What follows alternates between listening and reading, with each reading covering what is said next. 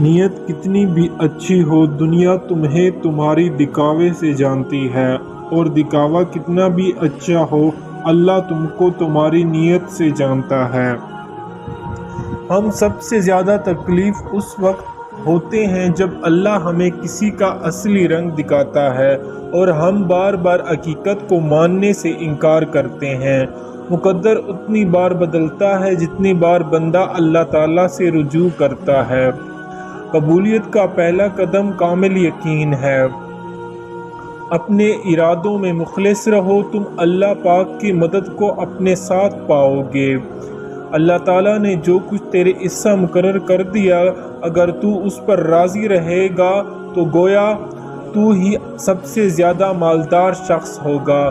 زندگی کسی کی بھی آسان نہیں ہوتی، زندگی کو آسان بنایا جاتا ہے پیار سے، خلوص سے، اپنائیت سے، اور سب سے بڑھ کر برداشت سے۔ جب انسان اپنے رب سے اس قدر بھروسہ کر لیتا ہے کہ اس کے علاوہ کوئی بھی اس کی ضرورت پوری کرنے والا نہیں، تو اللہ تعالیٰ بھی اپنے بندوں کو مایوس نہیں لوٹاتا۔ جب اللہ کسی بندے سے خوش ہوتا ہے تو اس کے لیے نیکیاں کرنا آسان اور گناہ کرنا مشکل بنا دیتا ہے۔ دعا دستک کی طرح ہوتی ہے اور مسلسل دستک دینے سے دروازہ کھل ہی جاتا ہے۔ چھوٹی چھوٹی گناہوں سے بچیں کہ چھوٹی گناہ ہی بڑی گناہ کی طرف لے جاتی ہے۔ جس دن تمہیں قرآن سمجھ میں آ گیا، اس دن تمہارا نہ کوئی مسلک ہوگا نہ کوئی فرق۔ اسلام نے عورت کو قیدی نہیں کیا بلکہ اس ہوس پرستوں کی نظر سے دور ڈالا۔ لوگوں سے ڈرنا چھوڑ دو گے، عزت اللہ دیتا ہے۔ اللہ جب کسی مدد کرنا چاہتا ہے تو معلوم سے ایسے اسباب بنا دیتا ہے کہ نہ ہونا بھی ہو جاتا ہے۔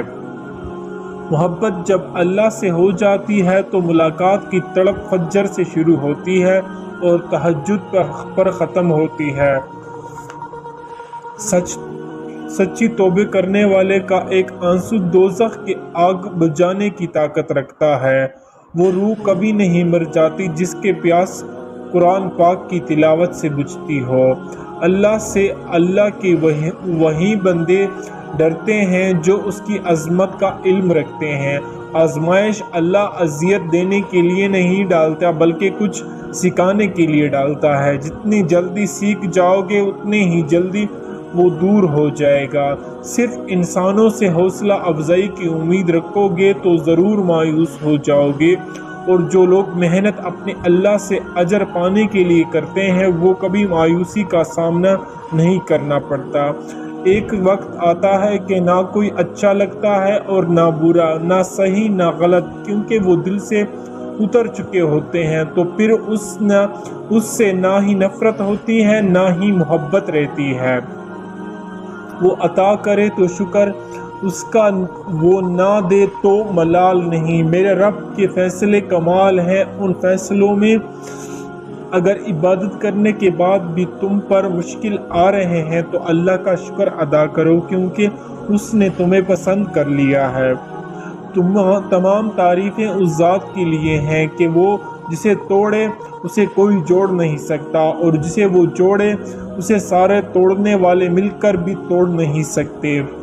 کھجور کی کھٹلی پر باریک سا چھیلا نما ایک جھلک ہوتا ہے جسے قطمار کہتے ہیں۔ اللہ فرماتا ہے انسان اس کا بھی مالک نہیں۔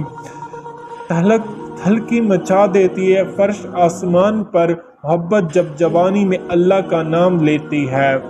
جو شخص پابندی سے استغفار کرتا رہا، اللہ تعالیٰ اس کے لیے ہر تنگی سے نکالنے کا راستہ بنا دیتا ہے۔ تم جنت نہ مانگو بلکہ تم دنیا میں ایسے کام کرو کہ جنت تم کو مانگے۔ جو شخص اپنی رضا چھپاتا ہے وہ اپنا اختیار اپنے ہاتھ میں رکھتا ہے۔ تباہی اور بربادی ہر اس شخص کے لیے جو دوسروں کے عیب ڈھونڈتا ہے اور لوگوں کے پیٹھ پیچھے برائی کرتا ہے۔ حقیقت تو یہ ہے کہ تم جلد ملنے والی دنیا سے محبت کرتے ہو اور آخرت کو چھوڑ دیتے ہو۔ جو دوسروں کو عزت دیتا ہے اصل میں وہ خود عزت دار ہوتا ہے، کیونکہ انسان دوسروں کو ہی کچھ دیتا ہے جو اس کے لیے پاس ہوتا ہے۔ جھوٹ بول کر بھروسہ توڑنے والے سے بہتر ہے سچ بول کر رشتہ توڑ دیں، چاہے رشتہ پھر جوڑ جائے گا، بھروسہ کبھی نہیں جوڑتا۔ مجھے قدرت کی ایک عمل سے بہت پیار ہے، مکافات عمل سکون سا آ جاتا ہے یہ لفظ سن کر کہ جو جیسا کرے گا ویسا بھرے گا۔ میں اپنے ہر غم اللہ کو بتاتا ہوں، کیونکہ میرے غموں کا علاج صرف میرے اللہ کے پاس ہے۔ قرآن پاک کی خوبصورتی یہ ہے کہ آپ اس کی پیغام کو بدل نہیں سکتے، ہاں مگر وہ آپ کو بدل سکتا ہے۔ کائنات میں کوئی اتنی شدت سے کسی کا انتظار نہیں کرتا جتنا اللہ اپنے بندوں کی توبے کا کرتا ہے۔ جب وضو کرنا مشکل لگ رہا ہو تو یہ سوچ کر گناہ دھونا جا رہا ہوں۔ اللہ تعالیٰ کی رحمت کی پہلی نشانیاں یہ ہے کہ انسان کو اپنے عیب نظر آنا شروع ہو جاتے ہیں۔ جب اللہ کسی کو پسند کرتا ہے تو اس کی دیتے تاکہ اسے اپنے قریب کر سکے۔ اللہ پر یقین رکھو، ایسا یقین جو ہر شک سے پاک ہو۔ اللہ سے جب سے رب کو مانگو رب تمہارے سب تمہارا ہوگا۔